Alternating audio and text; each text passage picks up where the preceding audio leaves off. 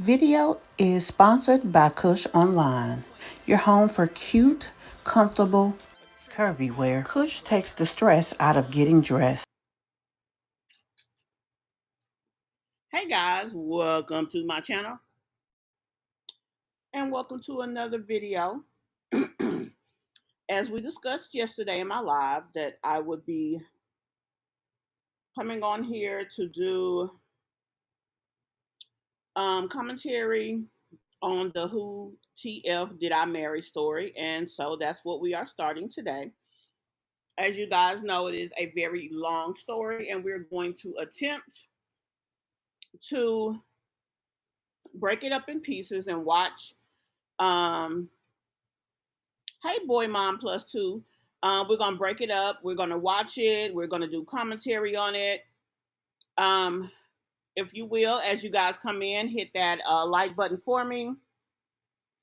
Also, guys, the link is in the description for you guys to be able to come up and do commentary as well, or should I say, come on the panel and put your 2 cents in. We are going to do that today. This will be my first time attempting this, so you guys do have to be patient with me. As stated before, first of all, let me say welcome to everybody who has already hopped on here. Welcome to those who catch this in the replay. I hope you do take time, check this out.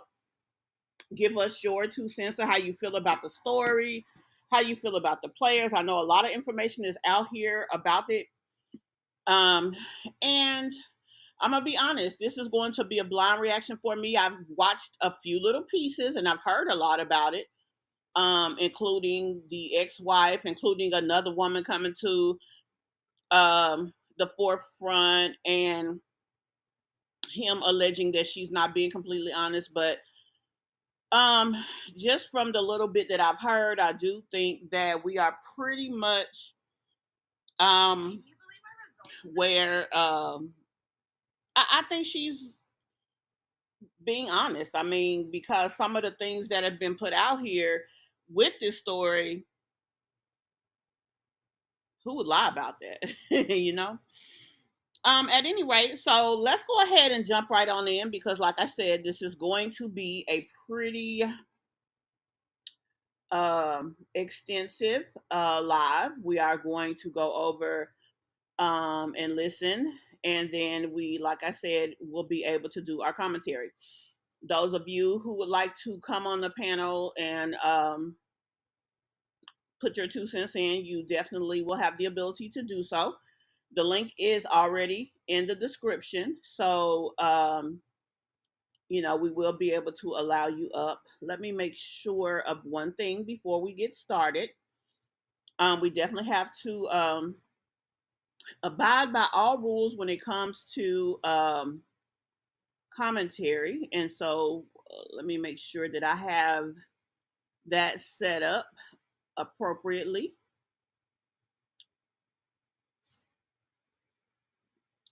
Okay, I think we are good to go there. So we're going to jump right on over into this story and get started. We are watching it from her TikTok page. So here we go with part 1 of Who the F Did I Marry?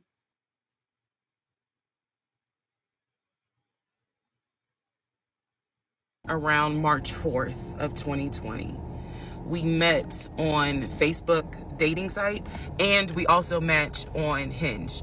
I did not realize that he was on both under 2 different names. So one was his actual name, and the other one was a variation, like a nickname that he called himself. Different pictures. So it was a running joke between us. Oh, you ain't even recognize that you had matched with me on Hinge. No, I didn't.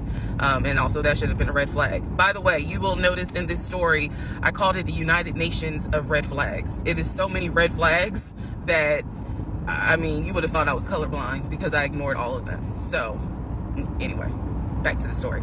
We met around March 4th. We exchanged phone numbers. He called me and we talked on the phone for the first time. In the first phone call, he told me that he had just moved to Georgia from California, from San Diego. His job had transferred him because he was being transferred in as the new regional manager for a major condiment company that is based here in Georgia. I'm not going to say the name. And so we also talked about his childhood. He told me he grew up in Philly. He's from Philly. Both of his parents were deceased. This is the first phone call. Both of his parents were deceased. His father was a Philadelphia police officer. His mom was a teacher. He also told me he briefly lived in Augusta with his family. He had 2 brothers and 2 sisters. He also had 2 half-brothers on his dad's side. First phone call.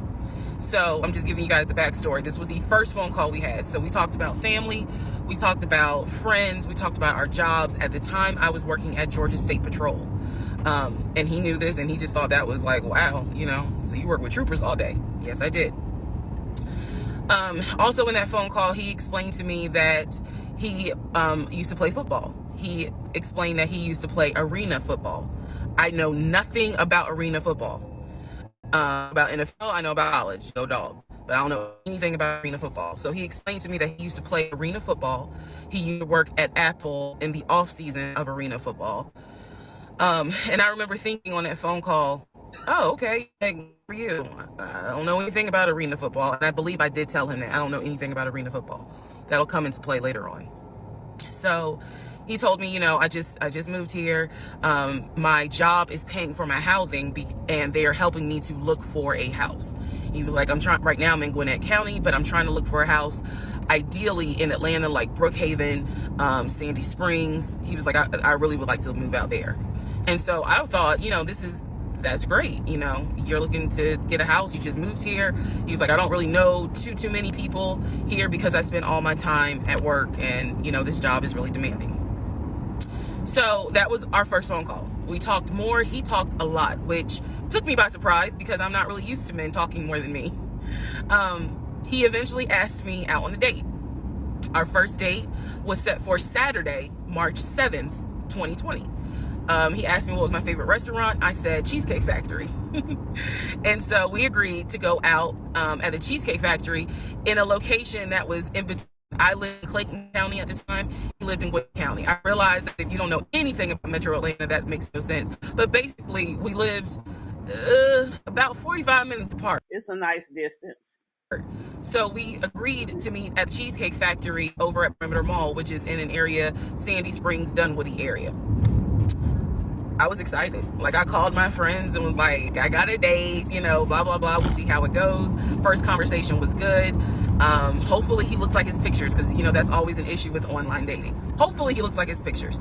So on my way to our date, I took 285 and literally right before I got to Boulder Crest, the exit for Boulder Crest, I heard a boom and I lost control of my car. Thank God that not thank God, but I knew what to do. So I did not crash, but my tire blew out. So I called him and I said, hey, I'm so sorry, but my tire just blew on 285. I'm slowly making my way off the exit.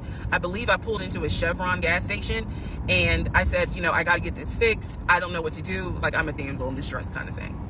He kind of paused. He got quiet and he was like, tell me exactly where you are. Drop your pin. So I dropped the pin. And he came to the gas station, got out of the car, and I was so relieved that he actually looked like his pictures that I was like, oh my God, he's actually attractive because he's like 6'4", 6'5". Also, man, I apologize. So let me go back to the first conversation. Let me add something. He did tell me in the first phone call that he was divorced, and that his ex-wife, she had children, a boy and a girl who were teenagers, young adults. I think the girl was about 20. And he said that he had a very close relationship with his stepkids. But that he and his ex-wife had divorced because she cheated on him out in California. And so coming to Georgia was a new beginning for him. She was still out in California. The kids were still out in California. And so, he was like, I can't stand her, but I still want to be in the kids' lives. I have to put that in there because that will come back later. So this is just setting the stage. Again, that first conversation we talked about family. job, friends, how he ended up in Georgia, me being in Georgia, the things that, I would think people talk about in the first conversation. All right, now back to the tire blew out. So he shows up to the gas station.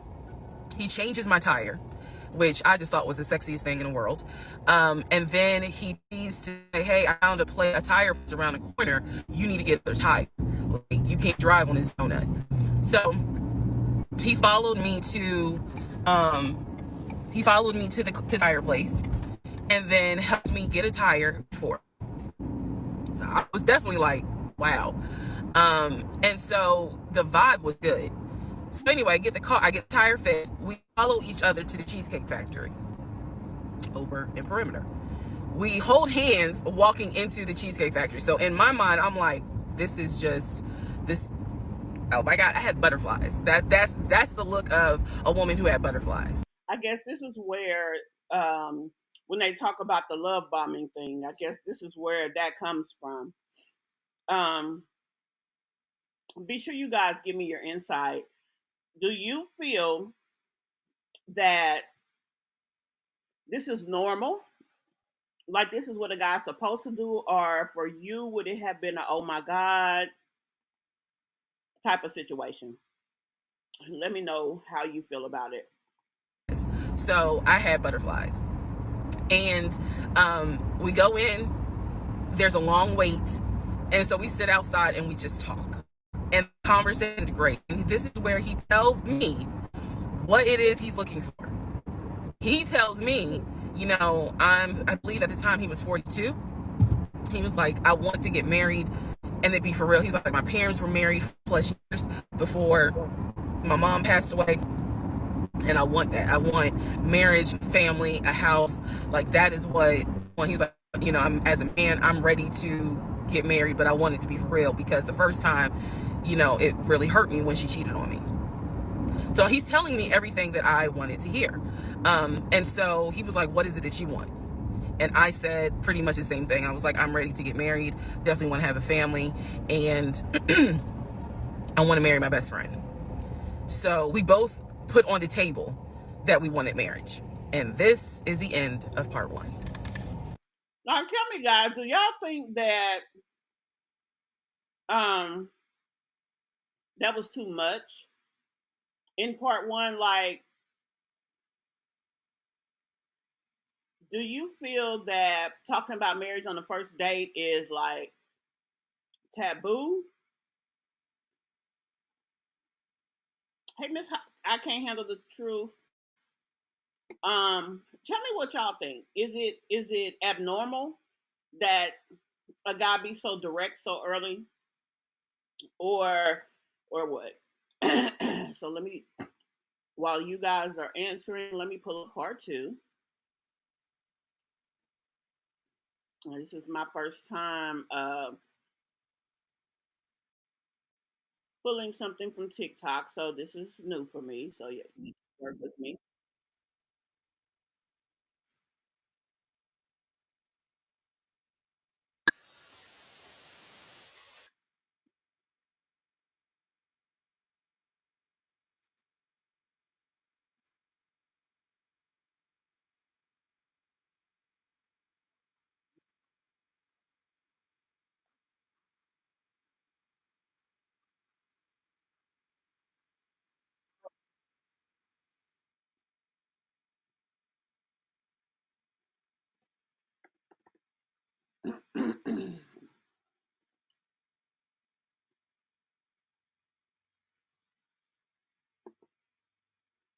Just a moment, I'm pulling it back up. It went to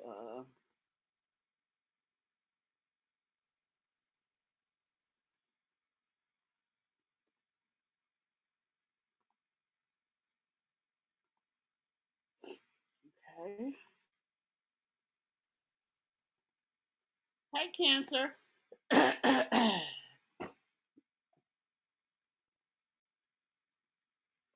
Yes, so there's a lot of people talking about this story. It has went super viral just from her telling this story. It's a very long series, so it's going to take us a few days to cover the entire story. Um, Everybody seems to feel this a very good story. And so, with that being the case, we're just going to talk about it. We're going to do commentary on it. And those of you who would like to come up and put your 2 cents in, that's going to be allowed as well. But the first part of it, she just talked about how she met him. So now we're getting into part two. Here we go.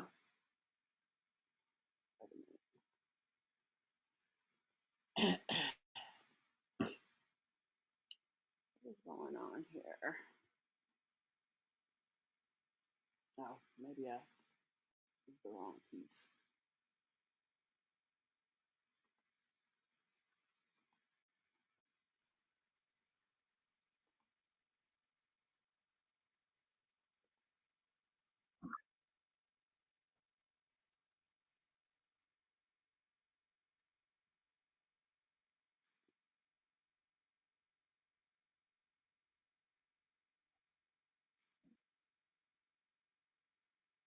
Okay, hold on 1 second, guys, because I am trying to figure this thing out here.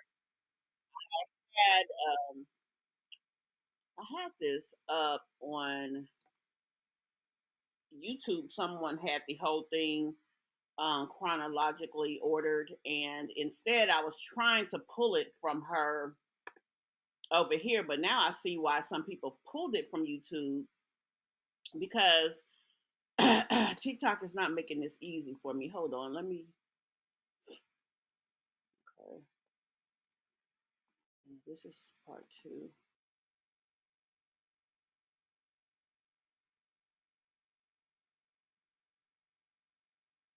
Oh, hold on, y'all. Now I see what's wrong.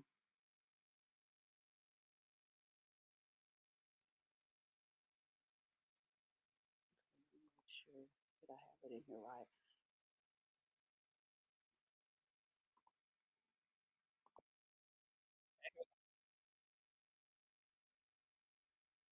It out loud on my audio diaries, and then once again, like, look what he's giving you. Like, he's paying.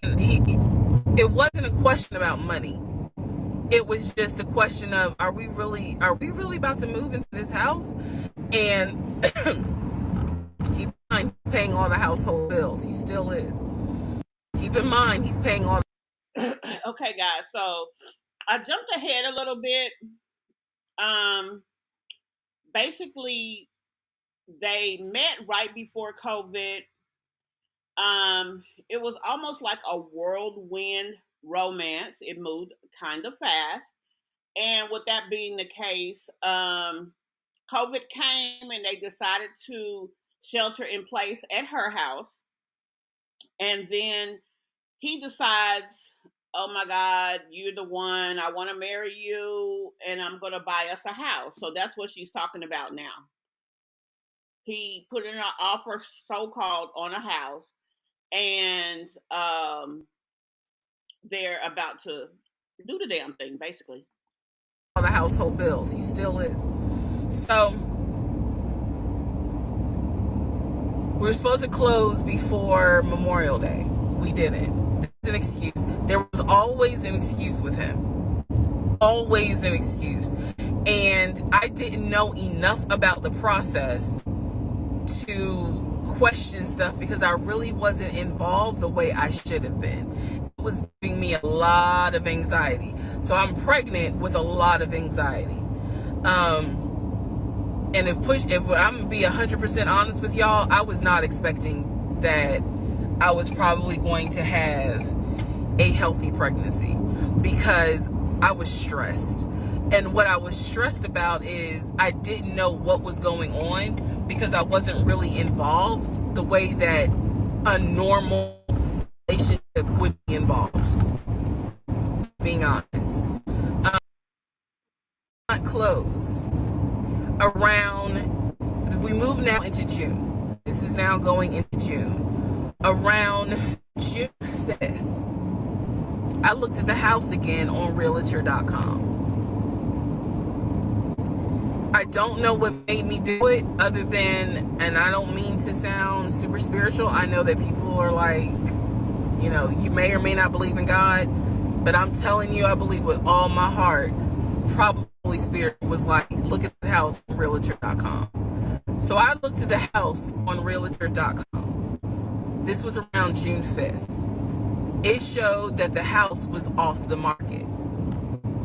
And I remember being like, okay, wait, what does that mean? What does that mean? Because ex-husband is telling me we're about to close on the house. We're about to close. It's our house. We got furniture, he's also telling me that he's been in contact with the realtor, his friend, who was telling him, you know, this is what was happening next. Here's what's going on. So the guy that we initially worked with apparently is completely out of picture. Again, I was not heavily involved. So I'm just like, let me look at the house. I see it's off market. What the fuck does off market mean? Like, now I'm really freaking out. So show the name of the real estate agent for the seller. I don't remember her. I called her and I said, you know, I said, my husband and I, no, I wasn't married. My husband and I were looking at this house at 123 Main Street, and we really wanted to tour it, but now I'm showing it's off market. Is it not available? Or, you know, I pulled that card and she was like, oh, no, ma'am. The home closed yesterday. It closed June 4th. Again, there are certain dates I just remember. And I said, oh, it closed June 4th? I was like, really? And she said, yes, ma'am. She was like, my sellers sold the house. And I was like, oh, man, okay. Well, I said, my husband and I really love the pictures of it. And we're getting ready to start a family. So I would have loved to have been able to, you know, have the opportunity to see it. I asked her something. I don't remember the specific question I asked her. And I know why I asked the question, because I was anticipating that my boyfriend at the time was going to have some sort of excuse. So I asked her something about the buyers. And I remember, and somehow, again, forgive me, I don't remember the question I asked her, but the answer was that it was an older white couple.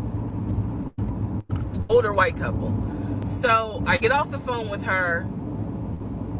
I record an audio diary, and in the audio diary, I specifically say, okay, there is no house. He's going to have to get out of this lie somehow. Because now I realize, at the very least, he was lying about him being the one who was under contract. I knew enough about that. So I was like, what, how was he going to get out of this? Again, I've listened to the audio diary in 2024. I literally said in that audio diary, how is he going to get out of this lie? And I was trying to think of when, how I'm going to do it. And something said to me, because I say it on the audio diary, I said, he's going to say it's a bad deal. And he's going to say he wants to pull out. Y'all keep in mind, I am pregnant. So I had a decision to make. As ugly as this decision was, I made the decision, you're about to have a baby with this man. He's paying all the household bills. Let him get out of the lie. And that's what I did. I purposely made the decision that I knew he was going to come back, and I knew he was going to give me some bullshit on why he couldn't buy the house, because he didn't know that I knew that house is already sold. The house is already sold. And this is the part where I said, I'm gonna be honest, even though it's gonna make me look good. Because most women in their right mind would have been like, I'm out. And I didn't. So, sure enough, he came home. He didn't really say anything that day. The next day, I asked him about the house, and he said, my friend, the realtor, he was like, I'm talking to him because something's going on with the interest rate. And when he said that, I felt so much relief because I knew that I had been prepared for he's going to give you some bullshit. So when he said there's something with the interest rate, I said, you know what? If this is literally what I said, y'all. If the interest rate isn't good, then we shouldn't move there. We should probably let this house go. We should cancel whatever furniture we ordered or, appliances, and let's just look for another house. I said I would like to be moved before the end of the year. I said I really don't want to be 9 months pregnant moving into a house. I would like to be done with this before then. And the way I said it was so calm, and he was like, okay. He was like, I'm gonna call the friend, the realtor, and tell him I'm backing out of the house and see if I can get my earnings. I remember looking at him. I was standing in the kitchen and I cocked my head to the side and I said, okay, get your earnest money back and let's find another house. And so that's how that first house fell through. So, fast forward, I keep looking at this to see how much time I have because they only give you 10 minutes. So this is part 5, part 6 is coming up, but subsequently what ends up happening the next week, which is mid-June, I was at work, and I started cramping, started bleeding, and at this point my doctor, I just had an ultrasound earlier that day, so I went to work because the ultrasound was fine. I went to work and the cramping, the bleeding started, and I started crying because I kind of knew what was going on. And my doctor had called me and told me that when they did the ultrasound, they did not see a heartbeat. So she was like, this pregnancy is not going to be viable. My $1,000,000 question at this point is, why they didn't tell her that when she was at the hospital? How did they do the entire ultrasound and allow her to leave and didn't realize that there was no heartbeat? I mean, because you definitely hear that. So I don't understand how they let her go to work and have to find out there. Now, honestly,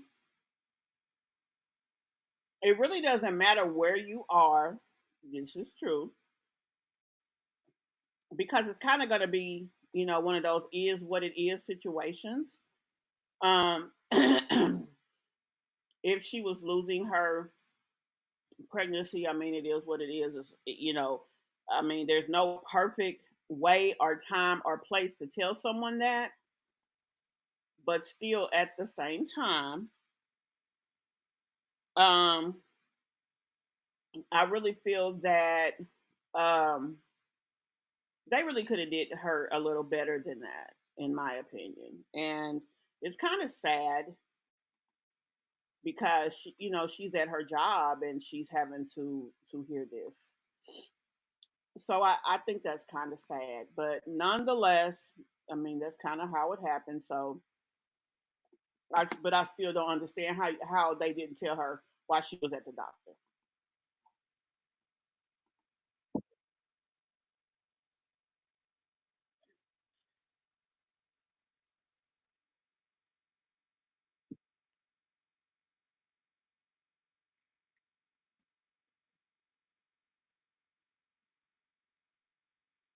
fuck did I marry?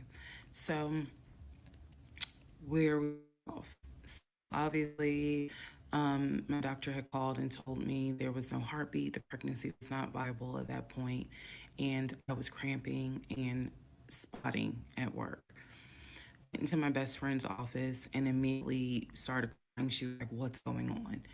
And I said, I told her. She grabbed her keys, grabbed her purse, and was like, "Let's go. I'm taking you home." On my way home, I called my boyfriend and told him what the doctor said, and he was like, "I'll meet you at home." So he was coming from Duluth, went right home. Um, and so about 24 or 48 hours later, I had a doctor's appointment, and my doctor gave me three options. First option, let everything happen naturally. Your body will expel the fetus on its own. Second option, you can take a pill, which will induce expelling the fetus at home. The pill basically will cause you to contract and expel. The third option was to go into the hospital and do a DNC. I did not want to do a DNC because I did not want to be in a hospital with COVID going on. And for whatever reason, I did not do the option of let it happen naturally. So I chose to do the pill. His birthday was June 17th. My ex's birthday was June Wow. 17th. So the decision was made. We're going to celebrate his birthday that day, go out to eat. And then that night, I would take the pill. We both were off from work the next 2 days, next 2 or 3 days. So now to try to celebrate as best we could, and then took the pill that night. That night was the most traumatic, excruciating pain I've ever bodied. Um, I do not recommend any woman, if prayerfully you don't have to go through that, but I don't recommend taking that pill. If you don't do it. Um, I spent the whole night in the bathroom just crying in so much pain. I couldn't take. They gave me a narcotic. I couldn't take it because it was. I found out I was allergic to it. It was causing me to like projectile vomiting. It was a mess. So, um, and he was right there. You know, he was scared that he needed to take me to the ER. But in the morning, the pain subsided. So, about 72 hours later, I had another doctor's appointment where the purpose of this appointment was to do an ultrasound to see if everything had passed. Everything did not pass. So, because of that, my doctor was like, "We're going to have to do a DNC." Um, my DNC was scheduled for the first week of July. My boyfriend, my ex, was going to, was always the plan. 2 days before my procedure, he comes home and tells me that he is up for promotion. He's up to be promoted to VP. Because of this, the president of the company, excuse me, is coming in, and it was going to be this huge business meeting he had to go to. The business meeting was scheduled for the day of my surgery. And so I'm throwing a fit because I was like, there's no way you can do that meeting. Like, I need you to take me to the hospital, all this other stuff. And so he offered to have his sister take me to the hospital. Apparently his sister lived in Douglasville. I was like, no, because I've never met her. Like, I know, I'm not having a stranger take me to the hospital. No, this is a private situation. I don't want that, blah, blah, blah. So my aunt had offered to take me. And then my friend who took me home from work had offered to take me. So at that point, we get into an argument because he's like, my sister is, you about your family. So why can't she step in? And I was like, no, because I don't know her. Period. I don't know her. So So my friend offers to take me to the hospital because I was all distressed that he's saying he's in this meeting and he can take me. So I remember being on I-75.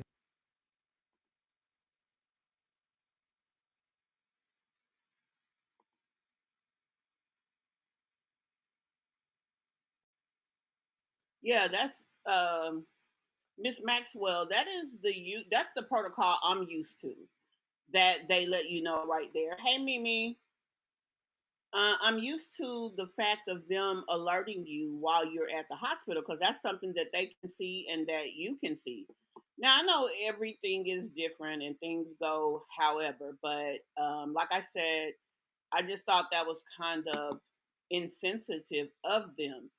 They should be able to be there with her to kind of help her through that shock. This is her first pregnancy, things of that nature. So I just thought it was insensitive. on the connector on the phone with her crying because I was so embarrassed that he wasn't going to be the one to take me and that I was needing to rely on someone else to take me to the hospital in order to get a DNC done. And she was really great. She was like, "Girl, this is why you have a village. Like, it's okay. Things happen. The world is crazy right now. I will take you. You're going to be okay." So he did not take me to the hospital for my DNC. My friend did. She could not stay because of COVID protocol. So when they wheeled me into pre-op after I got checked in, I texted him and was just letting him know, "Hey, here's the update. I'm about to, I'm in pre-op. They're going to get me prepared to go back to the surgical ward or whatever." And the response I got was from his new executive assistant, David. Now, when he told me he was up for the promotion, he did tell me that part of getting this new job would be that he would get an executive assistant named David. And he did tell me, "I'm going to make sure that I inform David if you get a text from this number, meaning from me, pull me out of the meeting because she's my fiance's having a procedure done and I'm picking her up, so it's important that you come get me if it's something serious." So I text him. David responds. He said, "Mr. Blah Blah told me that you are having a procedure done. If you need me to get him, I can go get him. He's in a meeting. Just let me know what you need." And I just said, "No, don't bother him. I'm just giving an update that they're about to take me back." And David responds and says, "I'm so sorry you're going through this. Please let me know if there's anything I can do." So I have the procedure. I wake up and I'm now in recovery. I should be in recovery 45 minutes up to an hour and a half. I wake up, first thing I ask, and I remember asking, is where is so and so? The nurse, who was so sweet, she was like, "Everything went well. You're doing great." She said, "We spoke to your fiance. He's on his way." So I said, "Okay, okay." And it dozed back out, but I could still hear everything that was going on. I just could not keep my eyes open to save my life. So I hear her talk to the other nurse. And when she said, "Yeah, Dr. So and so called her fiance," and his executive assistant picked up. And the executive assistant said that he was in a business meeting and that, you could relate to him what you need to say and he'll, tell Mr. the fiance. And my doctor was like, "Hell no, HIPAA. I need to speak to him." So apparently, my fiance called the doctor 30 minutes later, and the doctor informed him she'll be ready to be discharged in about an hour. You can make your way and come pick her up. He said he was on his way. He was on his way from Duluth to Atlanta, which is not a huge distance, but the time of day, one thing about Atlanta, there's always traffic. So he should have been there within the hour. Should have only been in recovery an hour and a half. Um, yeah, I don't agree with her. Duluth is that ride. It does depend on where in Duluth as well, but that's a nice ride, especially in midday traffic in Atlanta. It may take you an hour to drive 2 miles, depending on what's going on out there. So, I mean, it was a bad situation. I guess I feel where she's coming from because these they cohabitate. They have really been inseparable, and then at such a pivotal point, he was unavailable. So I would probably feel the ways as well. Let's go to the next part. Part seven. Who the fuck did I marry? So I should have been in recovery at Northside Hospital for about at most an hour and a half. Subsequently, I ended up being in recovery between 3 to 3.5 hours. The nurses kept calling my ex, asking what's the status, because they were actually getting ready to do a shift change. So they kept calling, asking what's the status, what's the status, like, where are you? I want to say that they called a total of 3 times and they spoke to him twice. So at this point, I knew they were all like, where is her where's her fiance? Like, what is going on? He said he was stuck in traffic, and so he was making his way there. He eventually did get to Northside Hospital, and they wheeled me down because again he couldn't come in just because of the protocols. So when I got in the car, and I'm in pain, drug, couldn't keep my eyes open, couldn't really. Janine, you're right. because of the fact that she took that pill and it started a process that couldn't finish,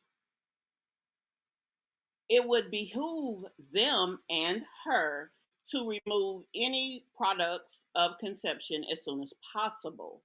Because, like you said, I mean, she took this pill that created a scenario for her body that was hazardous at this point. It would be different if she decided to do it naturally and they gave her a certain amount of time and it didn't happen. But the fact of the matter is, because of what that pill did, it seems like that would have been a very hazardous situation for her to be in.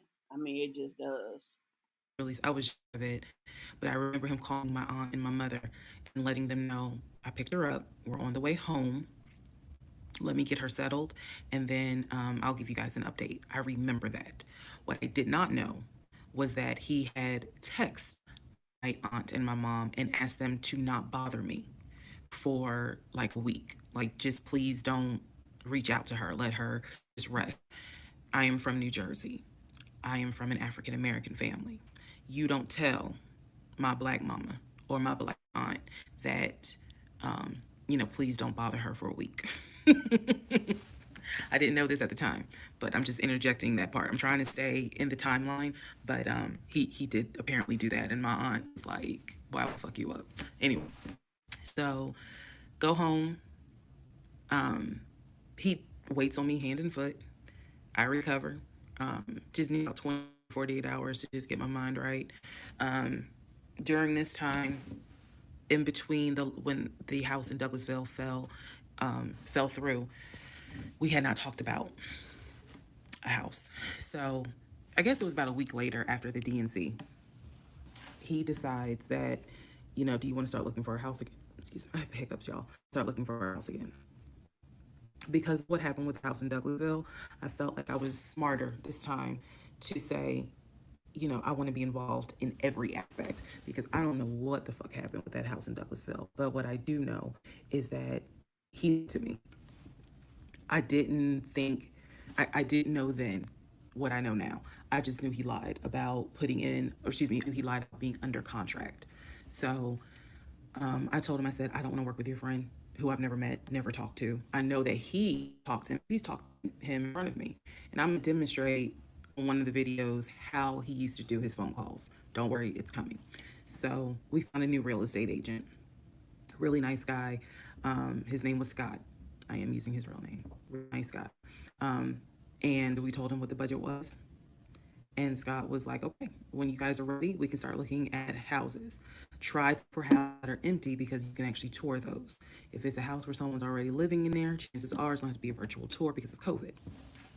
So I found a house that I absolutely, in total, we must have looked at about 15 houses.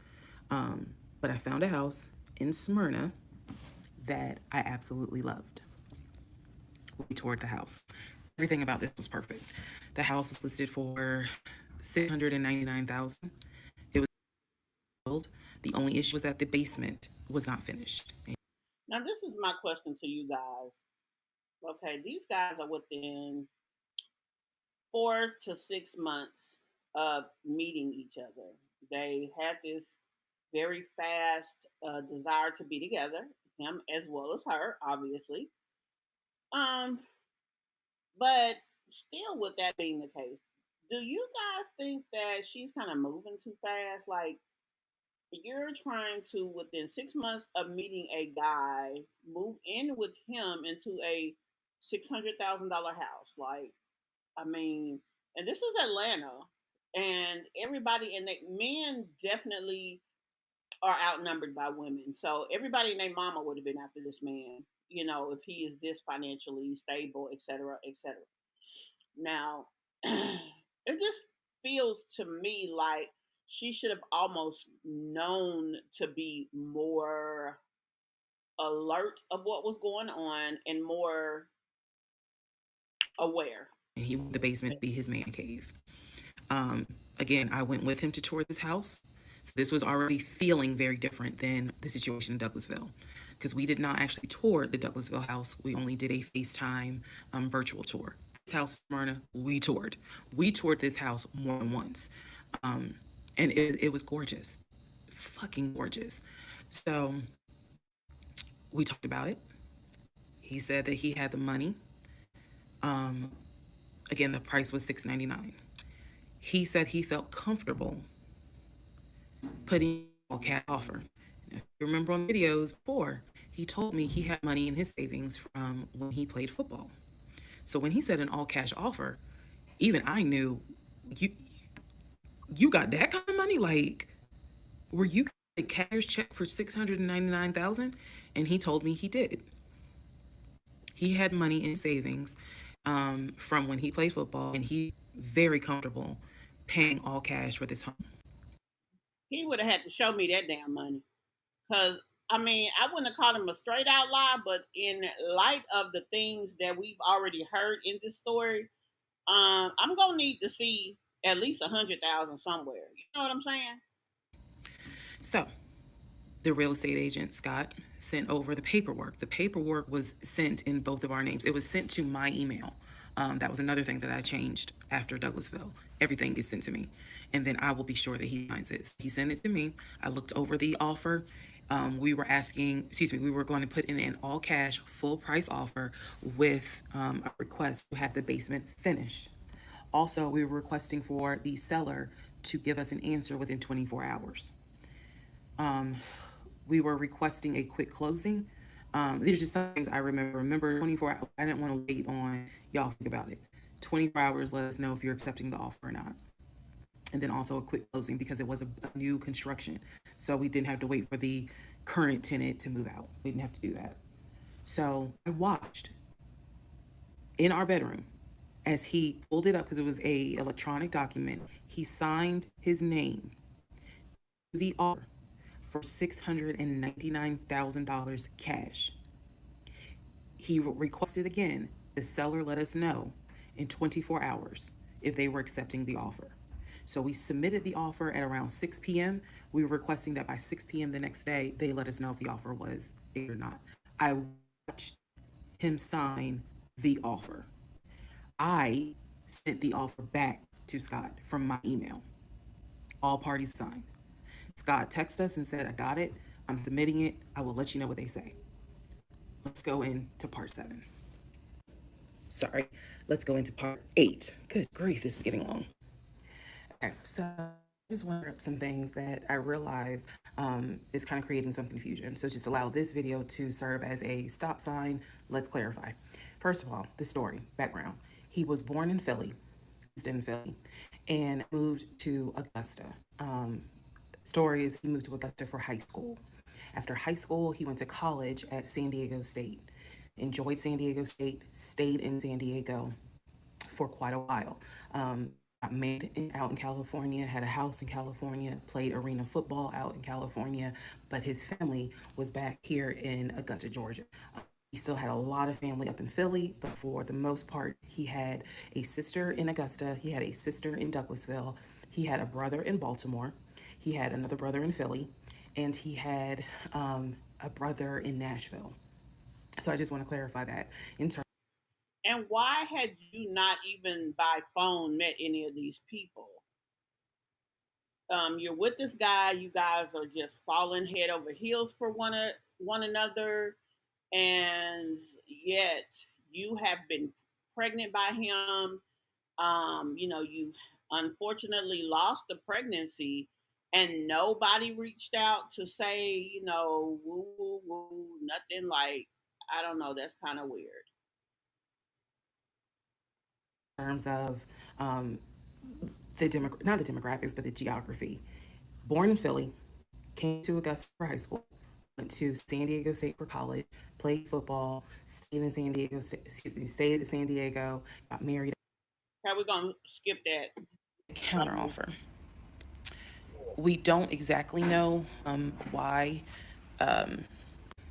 We don't exactly know why he didn't accept it, but the bottom line is that we figured out later on that he didn't want to finish the basement.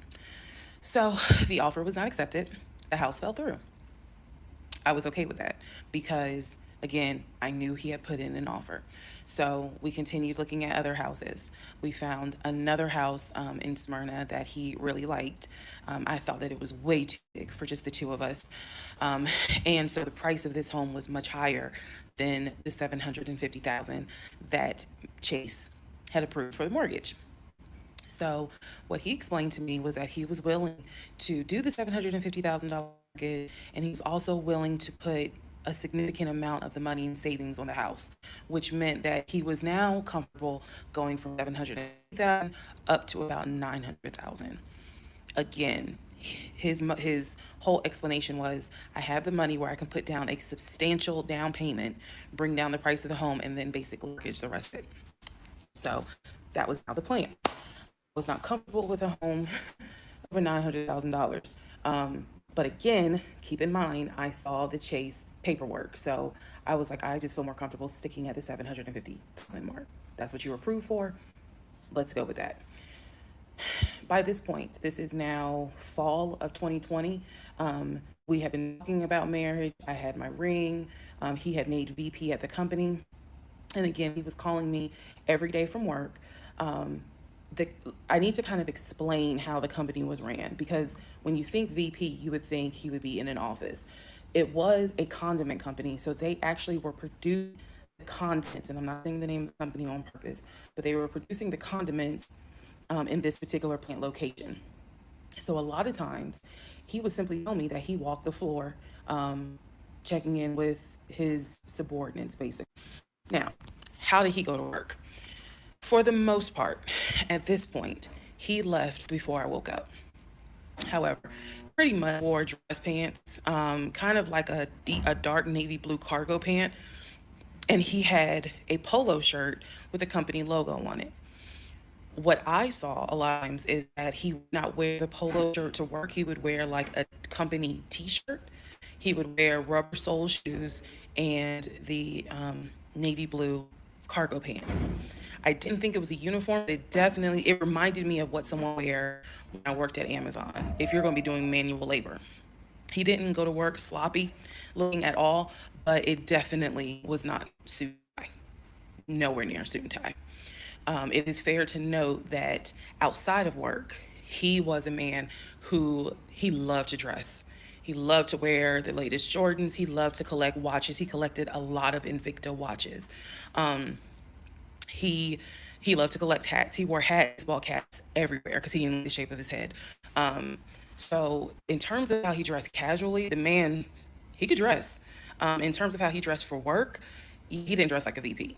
But his excuse was, I'm constantly walking the production floor, and I can't be in a suit and tie walking the production floor where they're creating condiments that we're selling.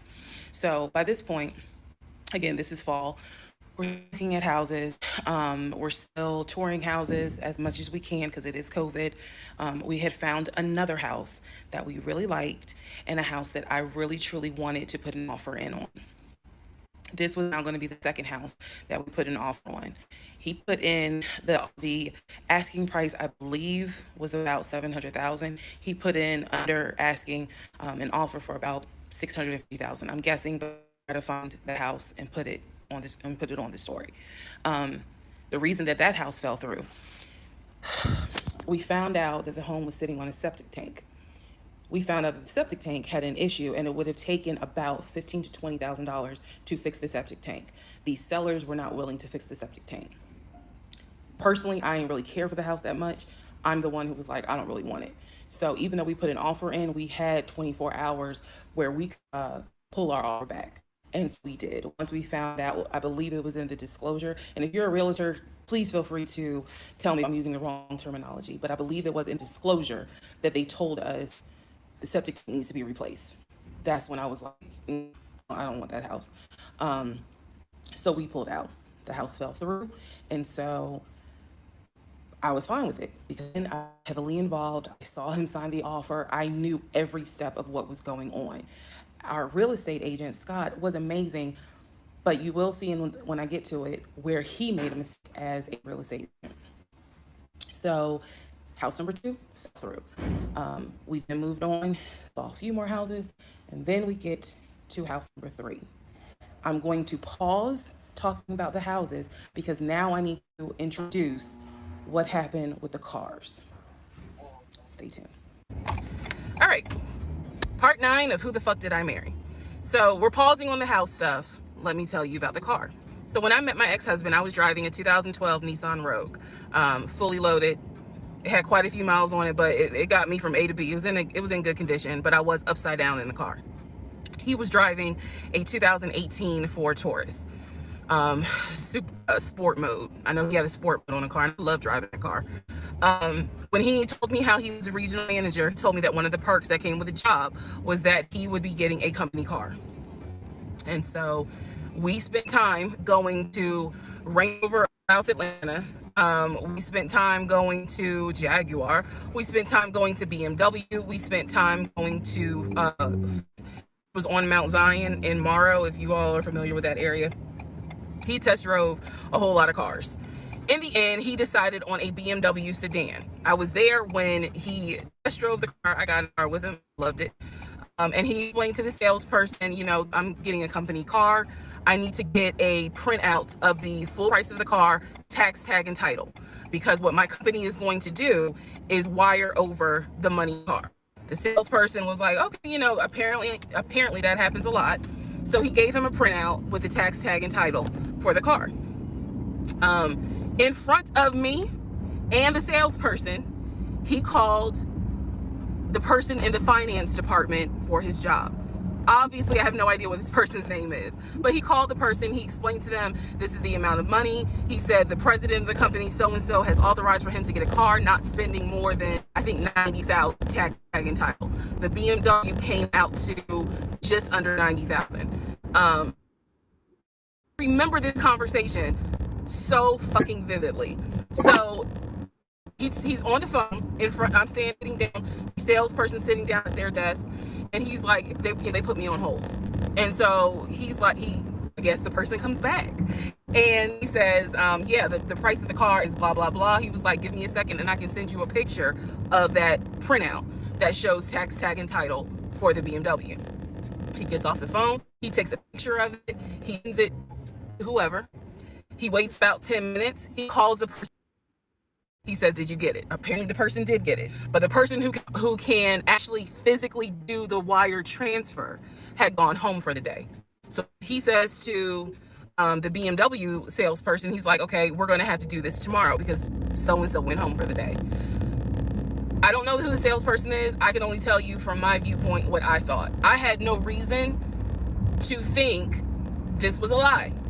I really didn't. Because again, you got to please keep in mind the circumstances that all of this is happening. We're inside the dealership. We're sitting at the desk of this person. He gave us the printout. He's on, doing business, basically saying, look, I need this is how much money the car is going to cost. He's taking a picture of it. He seemingly is texting someone saying, this is how much, this is proof of how much it is. Then he asked the BMW salesperson, I need your wire transfer information. I got rushed over to, I guess, their finance area to get the bank wire information, because obviously you have to wire it a certain kind of way. Rushes back over, gives it to my ex-husband. My ex-husband's like, okay, first thing in the morning, we will get this wired over, and then, I'll come and pick up the car. My fiance, me, will drive to pick up the car. So we leave. He felt like, because at the time that this all happened, I was pregnant. So he felt like, look, we're about to have a baby. I don't want you driving that Nissan Rogue. I want to get you something more secure, something new. I really wanted a Kia. I really wanted a Kia Telluride. And he was like, well, let's look at the warranty. This man knew a lot about cars. He knew a lot about the warranty. He knew a lot about the depreciation value. And so he did talk to me a lot about what will we get the most for our money. We test drove, when I say we, I test drove a Kia Telluride, a Kia Sorento. He didn't like either of those. He had me test drive a Ford. He didn't care for that. Then came time where he really wanted me to get a BMW. He really wanted me to get a BMW X5. So he took me to Global BMW Imports, which, if you know anything about it, it's Cobb Parkway, but you can see it off the highway. I believe 285 is where you can see the Global Imports BMW dealership. He took me there. He had me test drive an X5, an X6. He also had me test drive I think I'm gonna get the numbers wrong, a 525, which was a sedan. I did not like that. I wanted an SUV. I love driving the BMW. He also had me drive an M Series, test drive an M Series. So he was very adamant that I should get a BMW. The reason being is because, according to him, he had a BMW in California when he lived in San Diego. He had a BMW that he loved. It was a white BMW. He showed me pictures of the BMW. So he showed me pictures of this white BMW that he had, and unfortunately, the car got totaled about 2 months before he moved to Georgia. So he had received money, not a lot, but some money to get another car, and he used it to get the Ford Taurus because he was like, I just need a car that's going to get me from A to B until I get a house and I'm much more settled. For him, he was like, I'm giving myself 60 days to get settled here in Georgia after moving from California. But then he met me. Again, that's the story. So he had me test drive the BMW. So much so, I loved the BMW. Loved it. I wanted a dark blue BMW with cognac interior. I wanted an X5, and I wanted an M Series. So I can clearly tell y'all that's exactly the car I wanted. We were online looking for that particular car because not every dealership had it. I was okay with a black BMW if needed. But I really wanted blue, really wanted a cognac color interior. So he felt like, I want you to consider all of a sudden an Audi Q8. Let's just see how you like it. If you don't really like it, then we will go back to the BMW. I cannot tell you why he switched up. I can't. But I can tell you he took me to an Audi dealership on Peachtree Industrial. He test drove an Audi and I test drove an Audi Q8. I loved the Q8. Loved it, loved it, loved it. But I was tired of test driving cars. By this point, I had test driven so many cars. Our weekends were spent either looking at a house or test driving cars. And I was picky, I will admit that. So he had me test drive the Q8. Really, like, I finally just told him, look, I'm good with either the BMW or the Audi, because I'm tired of test driving cars. He told my family he was buying me a new car because, keep in mind, not keep in mind, let me let y'all know, he had met my family initially on Zoom because, again, we were locked down. He had met my family. He also had met my family in person because at this point, it was like, look, if you're not showing symptoms, maybe we can do family dinner. And so he had met my family in person. And now we will go ahead and move towards part 10 of this series. Okay, part 10. Who did I marry? You know, this is a lot for people who this is a new relationship and it is so much going on here. I don't know. It just seems like it's a lot. Okay, had to sneeze. All right, so at this point, I had test driven all these cars. Kias, hell, he even had me test drive a Nissan Murano, but the main two were BMW and an Audi. He had told my grandfather he was getting me a car. He had told my aunt he was getting me a car, that he was going to, he was like, she's going to be my wife. I want her to be pure. So my family was really like, wow, who knew that he had this kind of money? And so I hated the fact that he did that, because anytime he got around my family, here's another red flag to put in the United Nations of red flags, he would always talk about money, and he would always brag. I never realized it in real time. I didn't realize it until I was out of the situation. Always bragged about the fact that he could fight, the fact that he had money, and the fact that he played football. Okay, so she says that, but to be honest with you, she's enamored by those things as well, because before you got with him, you was okay with where you lived, you drove what you drove, and he is saying that he can make a $600,000 cash offer, but he drives a Ford Taurus. Tauruses are nice depending on the year, but it ain't no $600,000 in the bank type of car. So he did that because I guess it was that's how he led. That's how he um flirted. That's how he got who he got, maybe. So it's easy for her to say he bragged, but these are things that he liked as well. Or excuse me, that she liked as well. Those are the three things he always bragged about. back to the cars. So I told him, I was like, pick one between the BMW and the Audi, because you said you buying it. So pick one. So this man chose the Audi. So he takes me to the dealership. I wanted a white Q8. He does give me the printout of how much it costs, tag and title, to get this Q8. Gentleman who's helping us gives him the printout. He's saying he's going to pay this money for the car out of the savings account that's offshore. That's the story. That's what he's saying. So apparently, it's asking the guy, is there a holding fee? Can I pay a holding fee to secure this car while I'm working to get the money transferred? Because obviously with COVID, it's going to take long for the banks to transfer the money. Side note, I need everyone to understand, one of the reasons why he was able to get away with the stuff he got away with is because we were on lockdown. It's crazy because it's now 2024, but I don't know, do we all remember how it seemed like a lot of stuff stopped in 2020? Now, keep in mind, that's not an excuse I'm making, because shit still got done.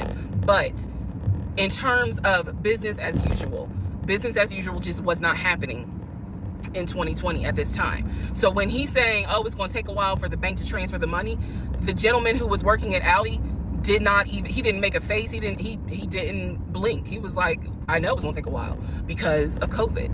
So basically what ends up happening is we leave. He has the printout. He calls the bank, or he calls his financial advisor, who does have a name. The financial advisor's name is Eric. I feel comfortable using certain people's names, especially if we find out they didn't exist. So he calls Eric. He tells Eric in front of me, hey, I need to transfer $72,526, whatever the amount was, because I'm buying a car for my fiance. This is the bank account information. Do you need me to give it to you over the phone, or do you need me to email it to you? Pause. I can't hear what the person's saying, but that's what he would do. Do you need me to give it to you over the phone, or can I email it to you? Okay. All right, give me a few minutes and I'll go ahead and email it to you. All right, let me know. I'll call you back to find out if you received it. Okay, hang up. So I'm hearing this because, again, I'm not paying attention to, did I hear anybody on the other phone? Did I hear anybody on the other end? So he proceeds to type up an email, type up something, telling him this is the information that we need. I didn't think anything of it. He called me at work the next day to tell me that the money was sent to Audi, that he called Audi and he confirmed with Audi that they received the money. What he told me is that the car is going to be delivered to the house. Y'all, it's not that I lived in a hood, because I didn't, but I did not live in an area of Clayton County where you would have a brand new Audi delivered to your house.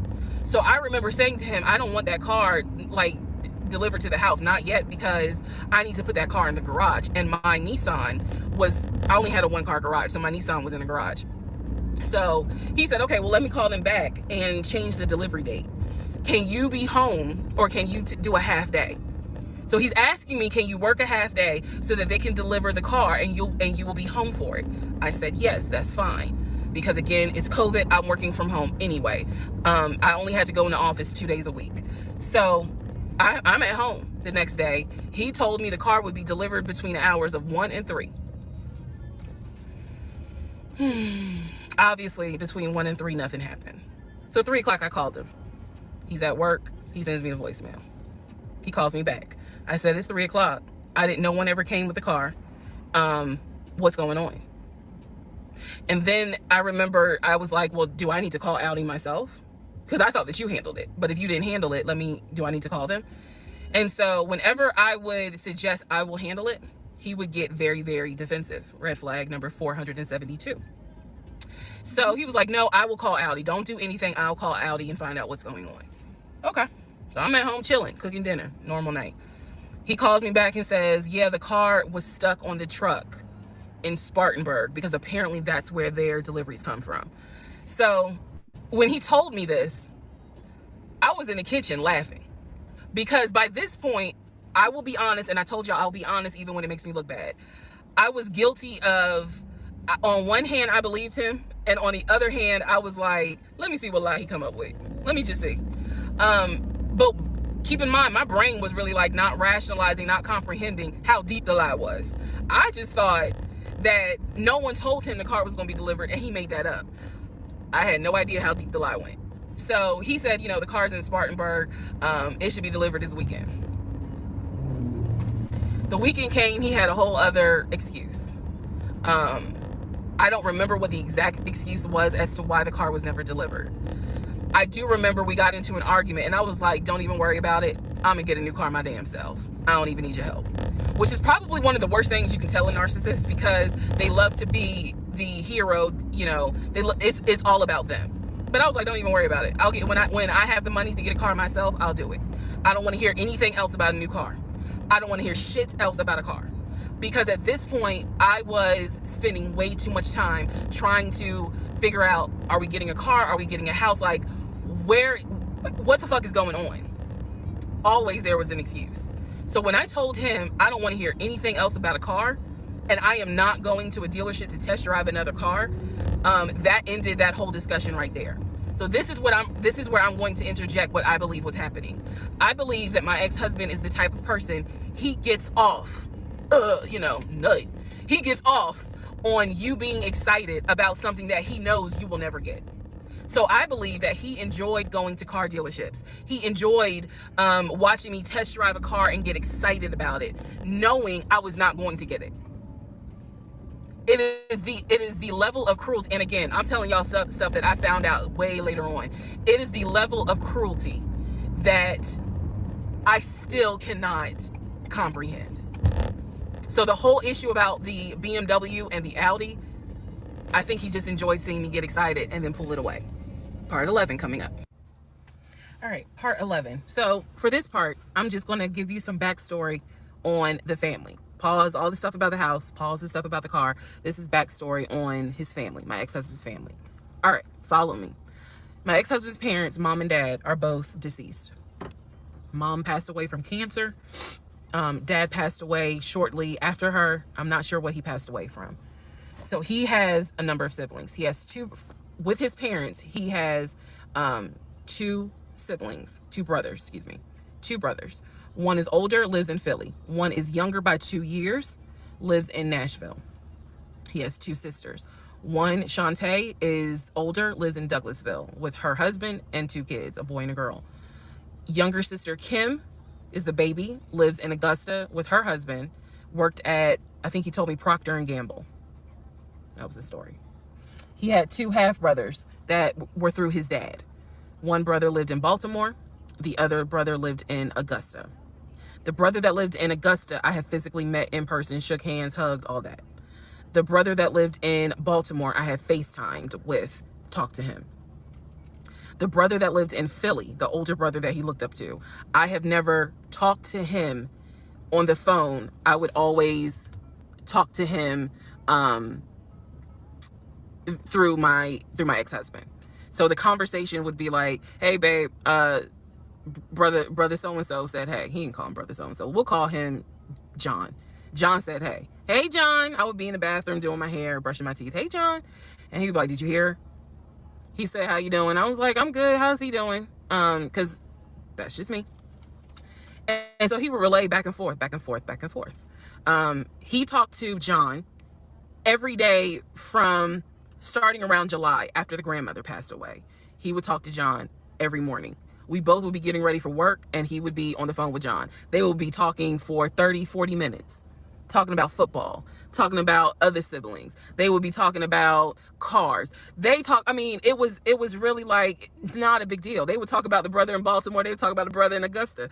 And then they would reminisce. This is the conversations I could hear. Let me explain.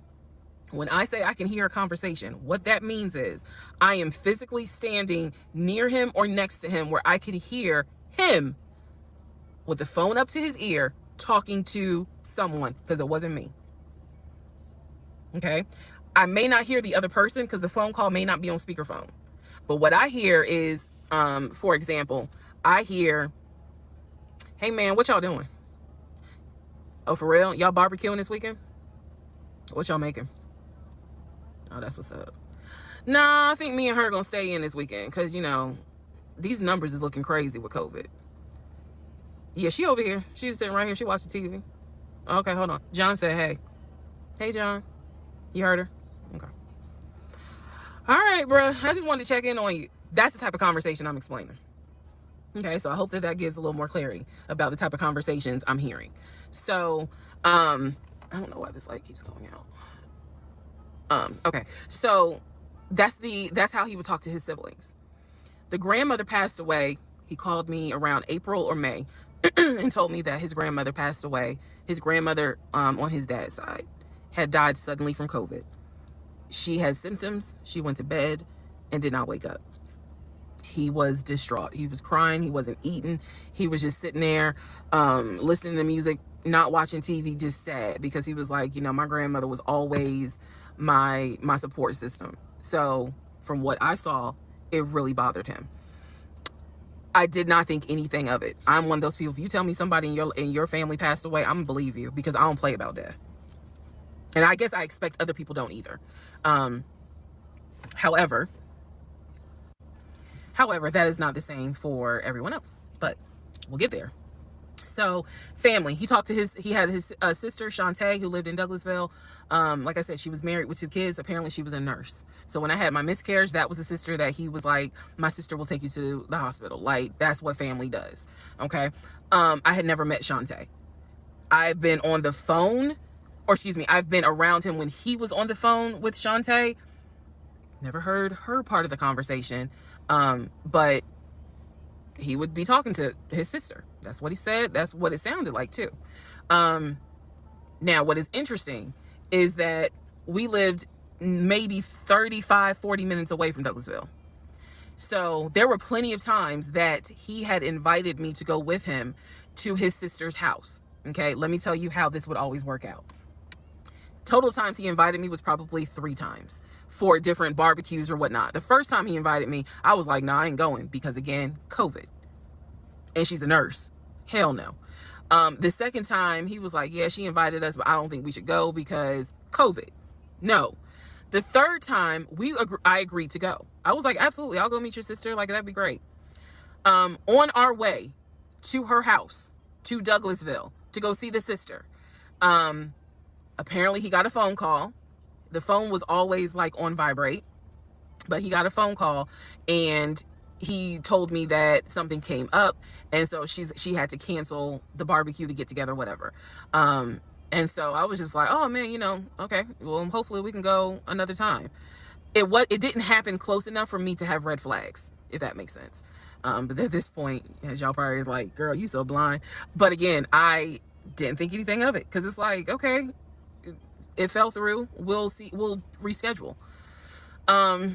And so we just went out to eat, and then he talked to another brother, the brother from Augusta that he would have on speakerphone. So it was like, I didn't think anything of it. I really didn't.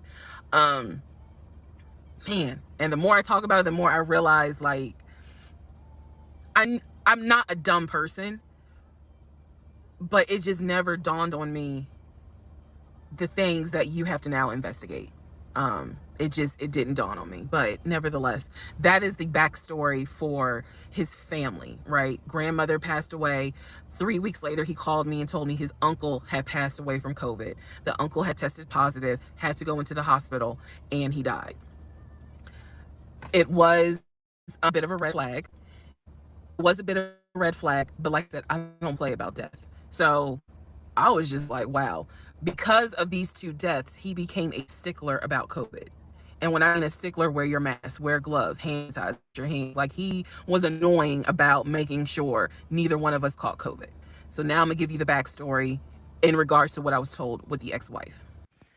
Okay, I know I look rough, but it's okay. It's okay. Anyway, so this is part 12 of Who the Fuck Did I Marry? So this is the backstory on what I was told for the ex-wife.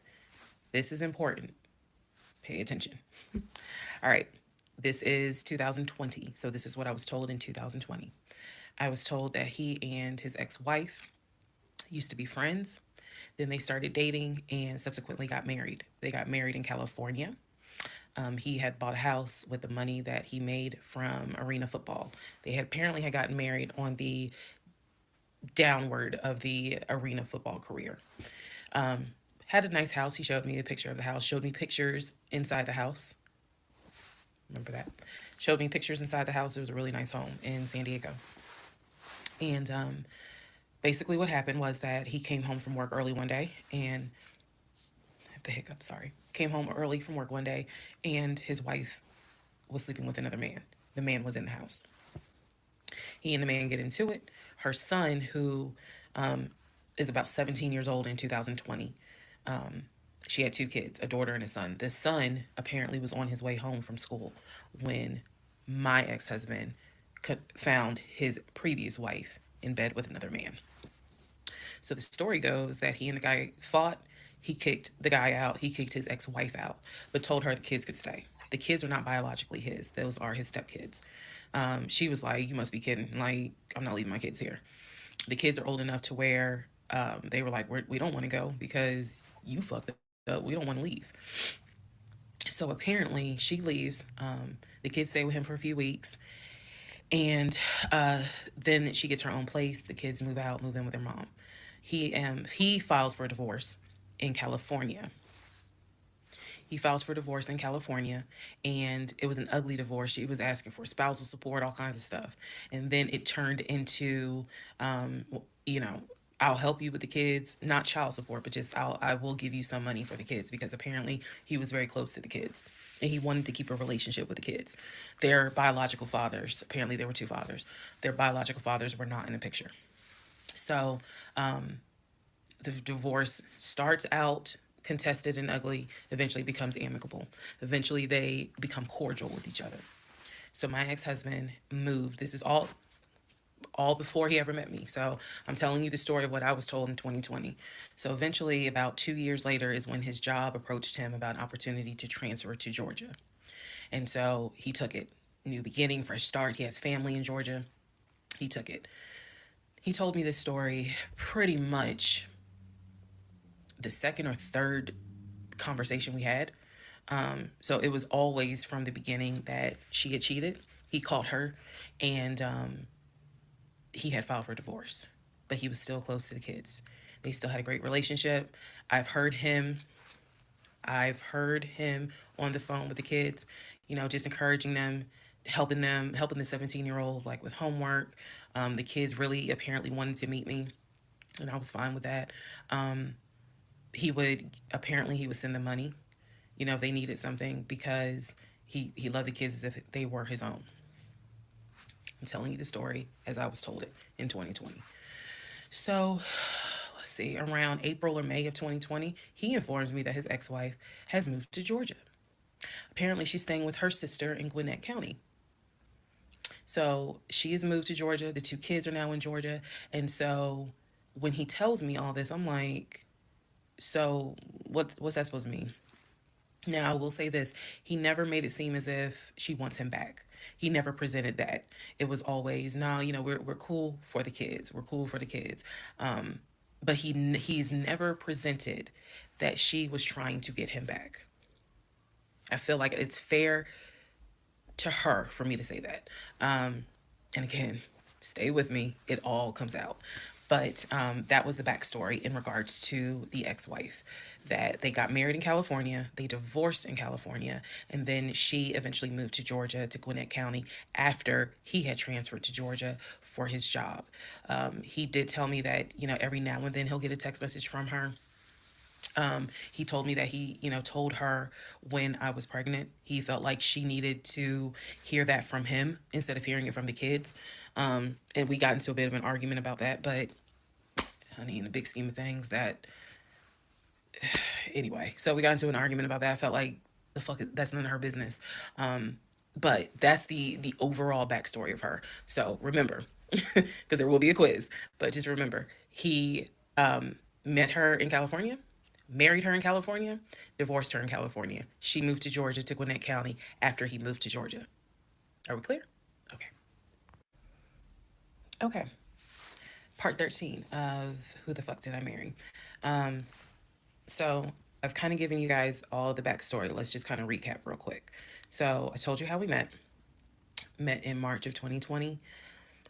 Basically, Georgia got shut down. I keep saying shut down, got locked down. We decided to quarantine together. I know it was crazy. It was crazy. I really liked him. And thought he liked me. So I told you guys how we met. Things moved at a rapid pace. Met in March, moved in together pretty much beginning of end of March, beginning of April. Found out I was pregnant in May. Lost the baby in June. Had to have surgery in July. Started looking for houses. Started looking at cars. All this stuff happened literally between March and the end of, excuse me, in August is when I got my car. So, got a car in August. He paid the down payment for that car, which I was shocked by. And no, it was not a BMW or an Audi. It was a Nissan Altima, but I loved that car at the time. So he paid the down payment for that car. Told me he would help me with the car payment. The biggest mistake that I made, and I'll explain why I say this. The biggest mistake I made was that I signed myself up for a car note, where I knew I needed his help to pay the car note. I knew better. My mom has always taught me, do not ever put yourself in a position where you are financially dependent on a man. And all of that went out the window. And the reason why I say that was the biggest mistake is because when I have pulled back the layers of this whole monstrosity of life that I lived for 2020 and 2021, it really does boil down to the fact that I truly ended up marrying him more out of fear than anything else. And I'll expound upon that later. But I got the car in August, and by this point I was exhausted of looking at cars. I was mad that I didn't get a BMW X5 dark blue with cognac interior. And I was tired of looking at houses, getting my hopes up, looking at a house and picturing myself in the master bedroom, the kitchen, the island, all that stuff. I'm a visual person, and I was tired of getting my hopes up. So now we're going to segue into fall, going into the holidays.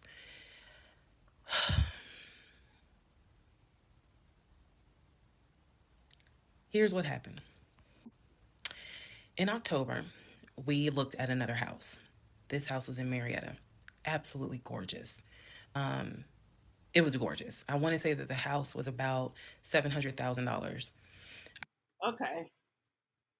Is it me? All right, it's her story.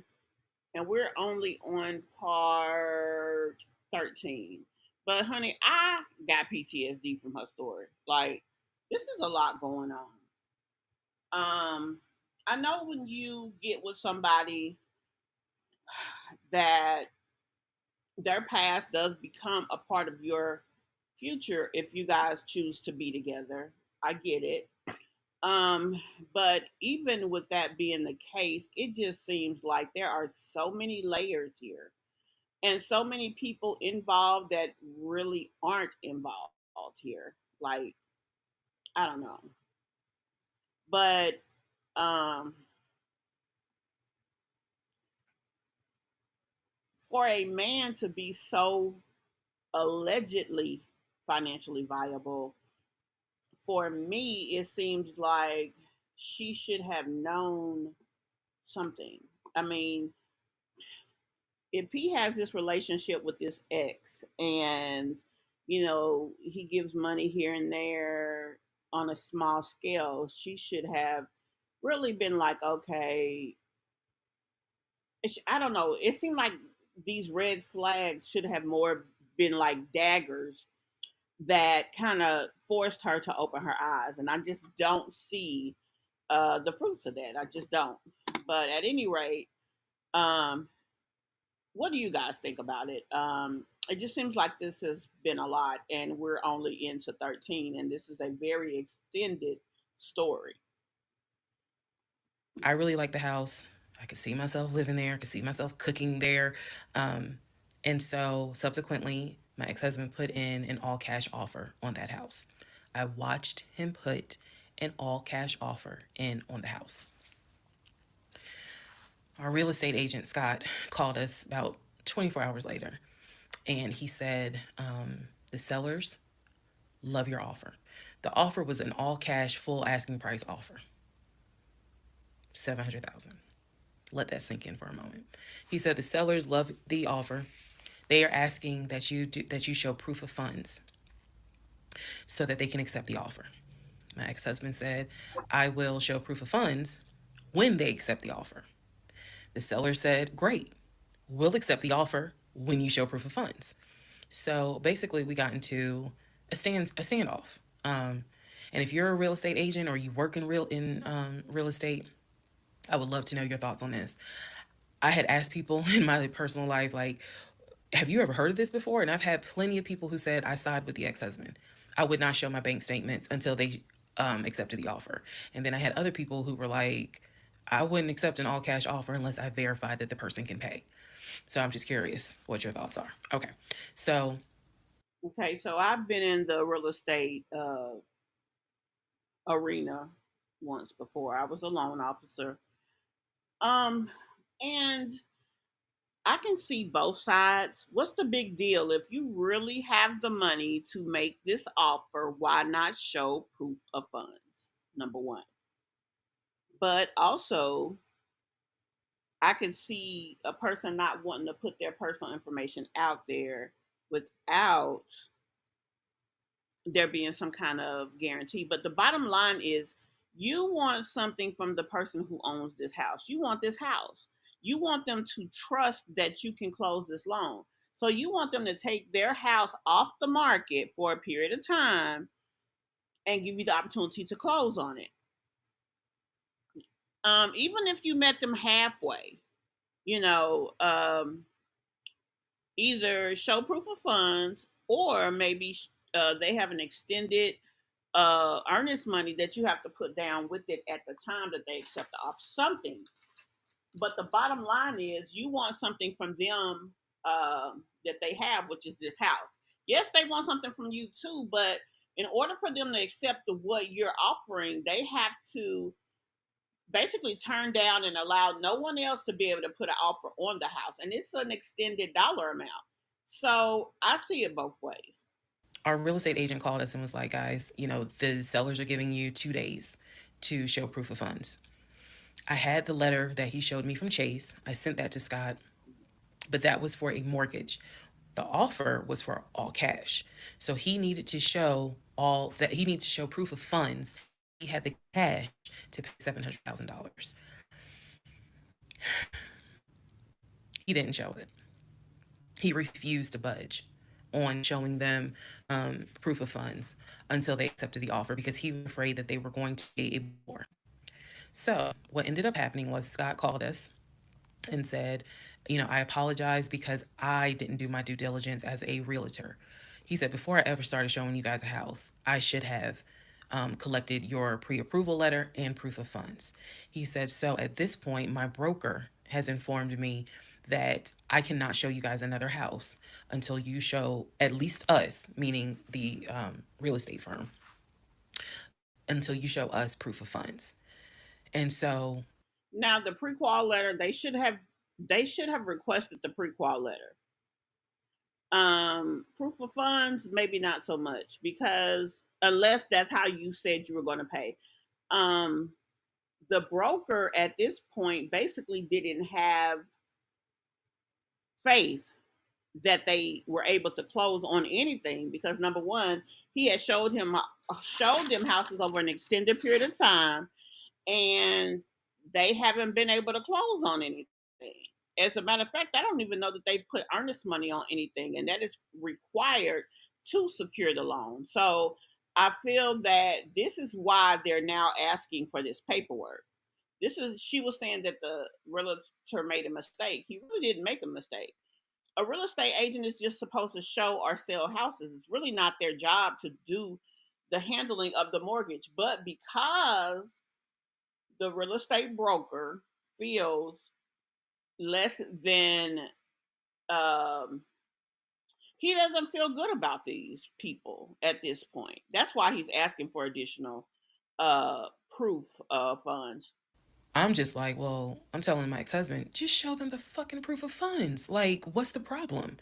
Um, and so it was a lot of, I find that this is really unprofessional because it's not our fault that you didn't do your job correctly. It got a little ugly and it got uncomfortable because I'm like, I don't understand why you don't show them proof of funds when you clearly just signed a document stating that you're putting an offer in at full asking price.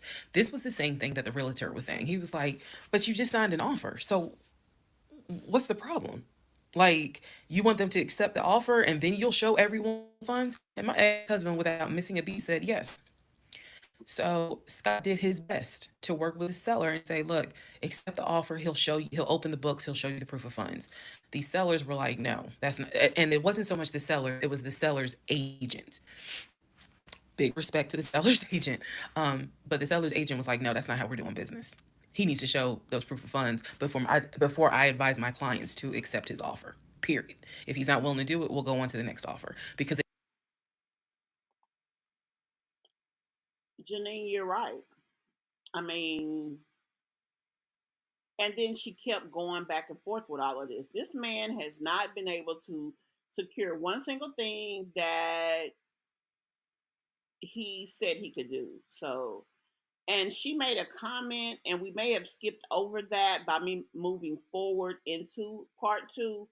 That she felt she was desperate, like that she was, older, I guess, and she felt the ways about. She was ready to get married, and you're right. She fell in love with the potential of who he said he was. And she was so enamored by the fact that she was able to basically pull this guy who offered these things. So I think that's where it was. And that's why she said she's going to be honest, even to the point of making herself look bad. This is why. they did have an offer on the table for less than asking price, but um, they were willing to accept that offer over the all cash offer because those people had basically shown proof. So subsequently, the house fell through. We passed the 2 day deadline. They went with the other offer. Also, at this point, our real estate agent, Scott, and I do not blame him for this, pretty much cut all ties because what he, I believe, felt like was, I don't know what's going on, but something's going on. Yeah. And this is not how I do business. So until you guys are ready to show the proof of funds needed to buy a house, you need to get yourself another agent because we were already about 20 to 25 houses deep by this. Not only that, in Atlanta, the housing market, those real estate agents, even up to this day, are starving. I mean, it's a lot. Like, there are way more agents than there is business up there. Houses fall through all the time, and a lot of times they make you send them money even for doing something as simple as an appraisal before he will even come out and take the time. Like, it's a really um, it's a market that people are starving. That's the only other way I can think to say it. So it makes sense that he cut ties. Point, we had already put in 2 other offers, they fell through, and now here we are with this house, and once again it fell through. Okay, so good news and bad news. Number one, this is part 14 of Who the Fuck Did I Marry? Bad news, this is going to be the last post birthday night. And the reason why, good news, tomorrow's my birthday. So I'm just going to make this video, post it, and then I will pick back up probably Friday because honestly, I truly want to enjoy my birthday tomorrow. I just want to enjoy my birthday. All right, so y'all don't be upset. Just if anything, watch parts 1 through 14, then we'll be ready for part 15. So the house fell through in October 2020. And what I told him was, I said, I don't want to look at another house. I don't want to talk about cars. I want to get through the holidays because it was going to be a holiday season where I could not celebrate my family because of COVID. So I said, I just want to get through the holidays. I want to get through the end of the year and revisit stuff in January. I was very calm when I said it. No argument, nothing like that. And he said he understood. I just, a lot of what fueled me staying in this situation really was the fact that number one, I didn't want to be alone. Number two, I didn't want to look stupid by having the relationship end so quickly for everyone to be like, we told you something was up. And number three, I was ready to get married. And that, what ready to get married fueled a lot of stuff. And again, I was still making my audio diaries. So listening back to it, I knew something was wrong. I admit that. I knew something was wrong.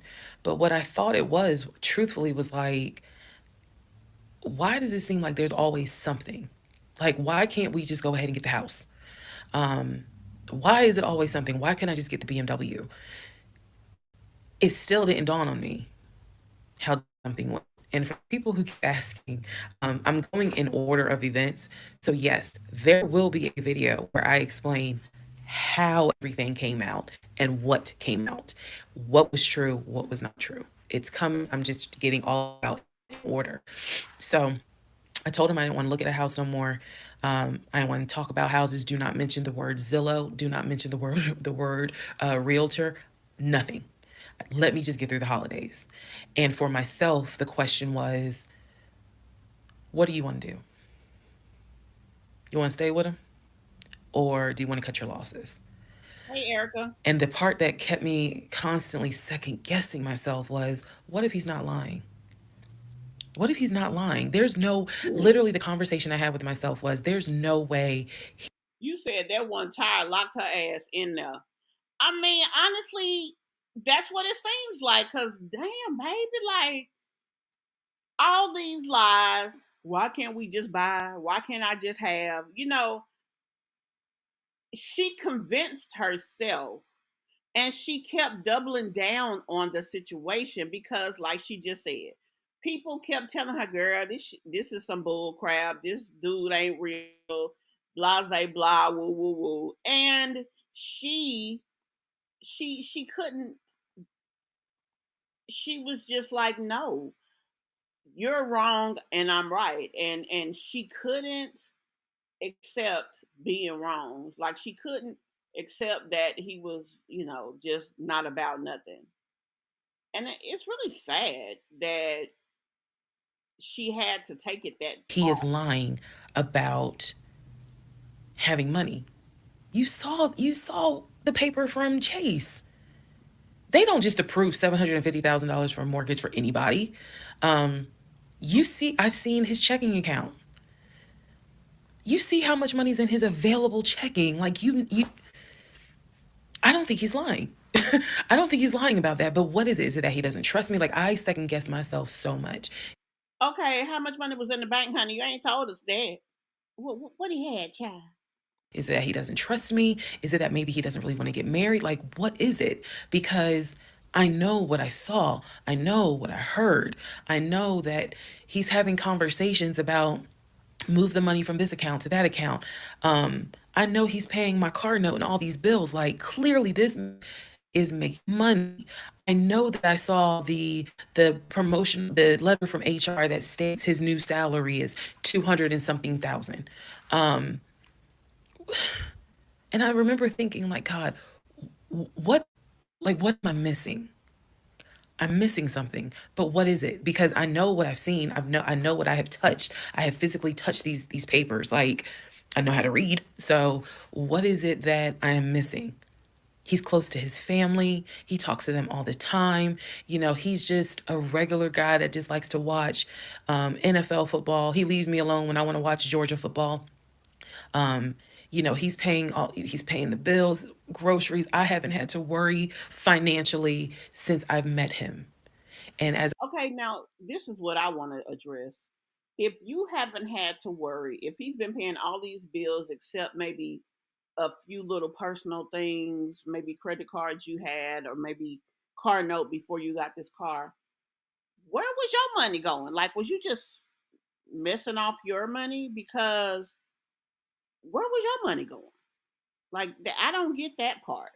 Because with all of the questioning and wanting him to spend money, you were supposedly saving a ton of money. So, where was your money at?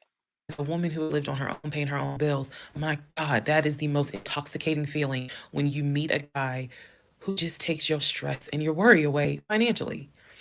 The downside is he took away the stress and the worry financially away and instead brought a mental fuck job I've never in my life had experienced, and I could not put my finger on it. I couldn't really talk to anybody about it because I'm a big believer in what happens at home stays at home. So I didn't talk to my girlfriends about it. I didn't talk to my family about it. But I just remember being like, what am I missing? What am I missing? So we did not talk about houses. We did not look at cars. We didn't do any of that for November, December. And he came to me like around Thanksgiving, and what I thought was a very open, loving conversation. And in that conversation, he was like, okay, I know I have fucked up. I know that things are not feeling too strong right now. He was like, I want us to get married. I want a home. I will show you whatever you need to see to put you at ease. He was very like contrite. He was very just like, what do I need to do to put your mind at ease Baby, and that's all he had to say, honey. so that you know I'm in this and that I want this and that I love you and I want you to be my wife. So I was like, show me your accounts. He showed me his checking. He showed me one of his savings. He showed me a Chase savings. He did not show me the offshore, and he did not show me the US Bank. So he showed me those two accounts, checking and Chase savings. So I knew that there was money. What I saw in those accounts, there was money. I told him, I was like, if we're going to buy a house, I want it to be through the mortgage on Chase. I don't want to deal with this proof of funds shit no more. I said, I do not want to look at another house until the beginning of the new year. He said, okay. That is when we then had a conversation. So I guess I lied because we are going to have a part 15 or 16 tonight. But that is when we then had the discussion about marriage. And that is where religion came into play. Yeah, I'll give y'all the other part tonight. Stand by. Okay, part 15. Who the fuck did I marry? So in December of 2020, around beginning of December, we had a conversation, kind of a come to Jesus heart conversation. And both of us had grown up in the church, and the fact that we were not married but living together, the fact that almost had a baby together, um, bothered both of us. Both of our families, my family and his family, were very adamant. Like, okay, y'all either need to get married or y'all need to separate. Um, and so I'm walking around with a ring on, which I'll post a picture of the ring because God, there's so much to unpack. But anyway, walking around with the ring. And so he said to me, whatever I need to do my part to make this work, I'm willing to do. At the same time, it wasn't that I did not trust him as much as it was I felt like I wasn't trusting myself. Because again, like I said in the previous video, I know what I saw, I know what I read, I know what I've heard. But fuck, something was not sitting right with me. And every time I would question it in my head, the other side of me, like, you know, he ain't lying about money because you saw it. So you know he ain't lying. Girl, are you that? Like, I remember saying to myself, are you that jaded that you don't even know what it's like to have a decent man? Yes, I really had the audacity to have that thought. So we agreed at the beginning of December, like, we wanted to be together. I believe I loved him. I believed he loved me. So the decision was made that we were going to get married. It's still COVID, so we had to follow certain protocol. So we filed our marriage license in Fayette County, Georgia, because you could not get an appointment in Clayton County to save your life. So we filed the marriage license in Fayette County. On our marriage license, it asked the number of previous marriages. He said one, I had zero. It asked Fayette County is Fayetteville, Georgia. for our social security numbers. He put his social security number down. I put my social security number down. I mentally wrote down his social security number and I did a background check. She should have been did that. I did a background check after I had filed a marriage license. Yes, I know, but I did. The background check, nothing came back. it was like no results found. I did a criminal background check, nothing came back. So I thought one of two things: either I had the wrong social, meaning I wrote down the wrong social, or my paranoia was founded. There's nothing wrong with him because he has been always throughout the relationship a big stickler about law enforcement, following the law because his dad was a retired police officer. So this is a guy who would check to make sure my tail lights were working, make sure my signals were working, make sure my oil was good, make sure I had enough gas in the car. So when the criminal history came back with no results, I was like, well, of course there isn't, because the man probably hasn't had so much as a speeding ticket. So we filed the marriage license, and then we made an appointment to get married, and waiting for the judge to come out of chambers so that she could marry us. And the reason why I'm pausing is because, my God, if I could go back and see that young woman sitting in that lobby. Wow. And that we can go back in time. But damn, if I could go back in time, I would. Immediately, I didn't tell anyone I was getting married because I was afraid that we had tried before in September and something came up. So I didn't tell anyone. I didn't want to get hope. I didn't want to get my hopes up. I know that's bad, but again, said I would be on even if it's ugly. I told my mom, my family that we got married. Friends, they could not believe it. Like my mother was relieved. She had no idea about what was going on. My aunt was more like, "Really? You married him?" My friend, the one who took me to the hospital for the miscarriage, was like, "I wish you would have told me, like, you deserve to have people there, take pictures and celebrate and all this other stuff." Yeah. Um, and she was like, she's the type of friend, if you like it, I love it. You rock with him, I rock with him. The moment you don't, I don't either.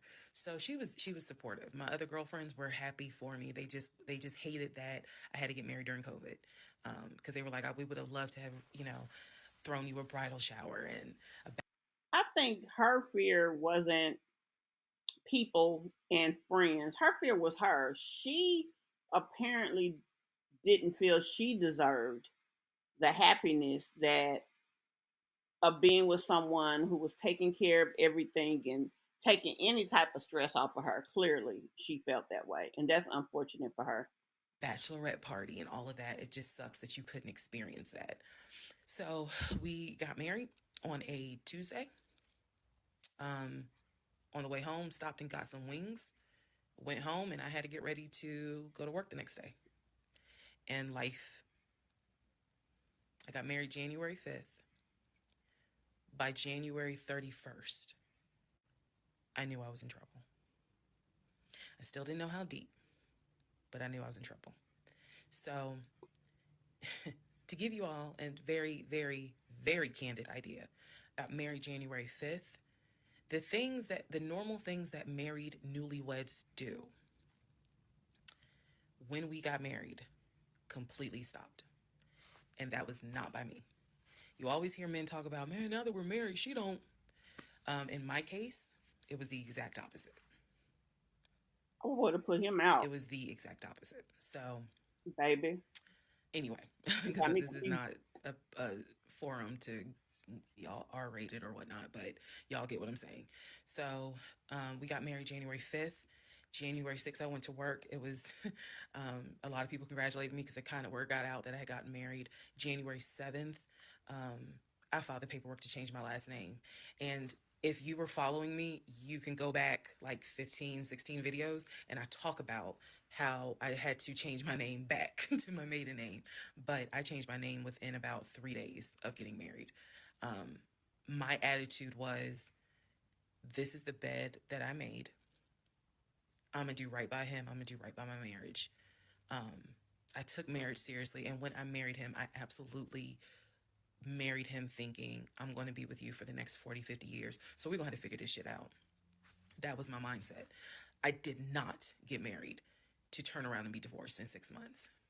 But I got married January She got 5th, married 2021, because she seen and that by bank January account, 31st, and she said, "I done been with this boy. I done had a child by him, and all this, that, and the third, and I be doggone if some other hoe finna get his doggone money." That's what she was really thinking, y'all.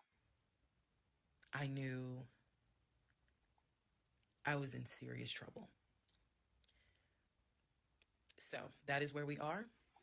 The next set of videos, the next set of all this will be me talking about how things went downhill before it crashed and I found everything out. In the meantime, tomorrow is my birthday.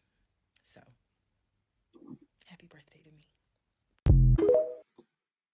Okay, The fuck did I so marry? guys, This is we're going to start right here on our next video. We will do a segment tomorrow evening. I hope you guys have enjoyed this part of it. If you have any comments, if you will, put them down below. Tomorrow evening around 7:30, 8ish Eastern, I will go live and we will do our we actually are going to just do the segment of this. Our Monday, Mother Sector Monday, we will push that back, or either I'll do that as a video. So, like I said, I just wanted to start it out today. We are going to stop here. So, tomorrow we will start at part 16. I hope you guys have enjoyed this today, and I hope to see you guys tomorrow. So let me know what you think so far about this. Let me know what you think about her, the situation, and how you would have handled it. Let me know how you would have handled things different from how she did. And also let me know if you agree with me on the situation at hand as far as why she did and why she handled things the way that she did. So let me know. I'll see you guys tomorrow night.